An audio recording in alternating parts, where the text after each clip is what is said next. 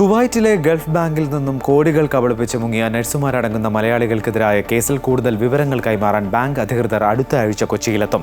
ഇവർ കൈമാറുന്ന വിവരങ്ങളുടെ അടിസ്ഥാനത്തിൽ കൂടുതൽ കേസെടുക്കാനാണ് സാധ്യത. പണം തട്ടിയ ഭൂരിഭാഗം പേരും America, Canada, Britain, Ireland, Australia എന്നിവിടങ്ങളിലേക്ക് കുടിയേറി. ഗൾഫ് ബാങ്ക് കുവൈത്തിന്റെ ഡെപ്യൂട്ടി ജനറൽ മാനേജറായ മുഹമ്മദ് അബ്ദുൽ വസി കഴിഞ്ഞ നവംബർ 5 കേരളത്തിൽ എത്തിയതോടെയാണ് വൻ ബാങ്ക് തട്ടിപ്പ് പുറത്തുവന്നത്. 2020-22 കാലഘട്ടത്തിൽ കുവൈറ്റ് ആരോഗ്യ മന്ത്രാലയത്തിൽ ജോലി ചെയ്തിരുന്ന 700 നഴ്സുമാരടക്കം 1425 മലയാളികൾ 700 കോടിയോളം ബാങ്കിനെ കബളിപ്പിച്ച് കടന്നുകളഞ്ഞെന്നായിരുന്നു പരാതി. സംസ്ഥാന പോലീസ് ഉന്നതരെ വന്നുകണ്ട ബാങ്ക് അധികൃതർ ഇവരെ കണ്ടെത്തി കേസെടുക്കണമെന്നാവശ്യപ്പെട്ടു.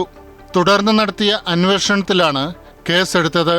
സംസ്ഥാനത്ത് രജിസ്റ്റർ ചെയ്തതിൽ 8 കേസുകൾ എറണാകുളം റൂറൽ പരിധിയിലും ഒരെണ്ണം കൊച്ചി സിറ്റിയിലും മറ്റൊരെണ്ണം കോട്ടയത്തുമാണ്. 60 ലക്ഷം മുതൽ 2 കോടി രൂപ വരെയാണ് ഓരോരുത്തരും കുവൈത്തിലെ സാലറി സർട്ടിഫിക്കറ്റ് കാണിച്ച് ലോൺ എടുത്തത്.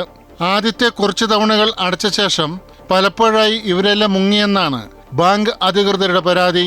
ഭൂരിഭാഗം പേരും America, Canada, Britain, Ireland, Australia എന്നിവിടങ്ങളിലേക്ക് കുടിയേറി. കൈവശമുള്ള രേഖകളുടെ അടിസ്ഥാനത്തിൽ ഇവരെ കണ്ടെത്താനാണ് സംസ്ഥാന പോലീസിന്റെ സഹായം തേടിയത്. അമൃത ന്യൂസ്, കൊച്ചി.